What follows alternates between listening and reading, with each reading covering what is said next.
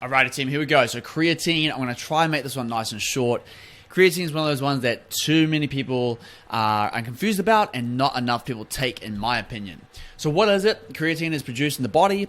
We get it from animal products. It's mostly in meat. And omnivores tend to get 1 to 2 grams in their diet each day just through the food that they eat. Supplemental creatine aids your ability to perform strength and power activities and reliably increases strength, power, and muscle mass when used chronically, meaning when you use it on a daily basis for a very long period of time.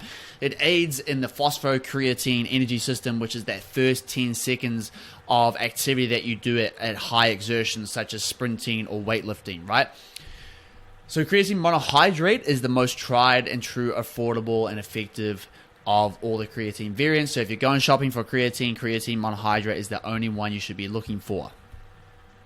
Now dosing, how much do we want to take to get creatine stores up to levels where they can actually benefit your strength, power production, and ultimately your long-term ability to build muscle? Because if you can do more reps at a given load or less time to fatigue, or you can increase your load on a specific exercise at the same reps and sets, then that over time is going to add volume, which is going to lead to increased muscle growth. An intake of 3 to 5 grams is generally the blanket recommendation for most people. But there's a guy called Dr. Darren Kandau, and he suggests more of a relative dosages, and most of his research he's done on 0.1 grams per kilo of body weight to account for variations in body weight and muscle size. So if I'm 80 kilograms, I'm going to be taking 8 grams a day.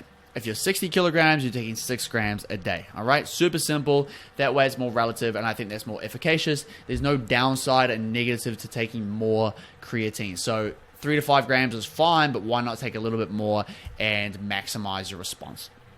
So as vegans and vegetarians, we have chronically low levels of dietary creatine because we're not consuming salmon or red meat, right? So we're most likely to respond favorably from creatine. Here's a quote from Eric Helms: lifters consuming a plant-based diet may experience a greater ergogenic effect than meat eaters from creatine supplementation. And there's a great reference there from Burke et al. On the benefits of creatine for vegetarians.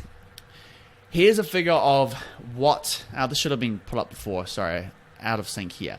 But this is a study where they actually tested strength increases in the 1RM squat, I believe. No, this was a machine press, 1RM machine press. And you can see on the left side, placebo. Then we've got 3 grams a day and we've got 5 grams a day. You can see the increase in percentage of 1RM greatly increased in comparison to placebo in both the 3 grams a day and 5 grams a day groups. Keeping in mind, this is a large increase, and likely a lot of this is due to neurological adaptations for a new exercise. So they're not doing just a standard bench press, they're doing a machine press that they might not have done before. So they're going to increase strength quite drastically over this 5-week study.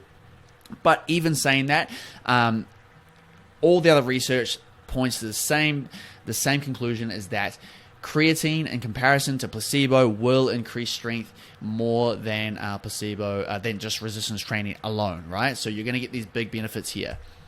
So when to take it? Despite what you may read, the latest evidence suggests this is irrelevant. Timing is irrelevant. It doesn't matter if it's pre-workout or it's post-workout or it's before bed. It also doesn't matter if it's taken with food or without. It just matters that you actually take the supplement, okay? So just don't worry about that. Don't get too caught up in it. Finally here, creatine considerations. Water retention. Gaining a small amount of weight when initially taking creatine is common due to increased muscle cell hydration as water is stored with creatine. This is a good thing. It means you're responding. Weight will stabilize at a new baseline after your muscles reach full saturation, generally 4 weeks or so. Now, your weight will be up a little bit, but it will stabilize at that weight, and you'll know that's because you've responded to creatine. This is a really good thing. Of course, don't begin creatine supplementation in the middle of a cut because it's going to mess up your weigh-ins. Loading. The only time where loading phase might be applicable, where you take 20 grams a day, is maybe 5 to 7 days if you're in a cut and you want to quickly get to that new higher body weight and then use that as your baseline from there.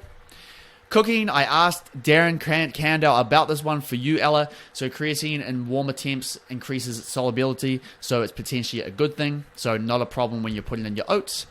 And then health. No conclusive evidence for hair loss. won't mess up the kidneys, it's not a steroid, and significant increase in memory and intelligence, and promise for treating concussion, brain injury, depression, and neurodiseases.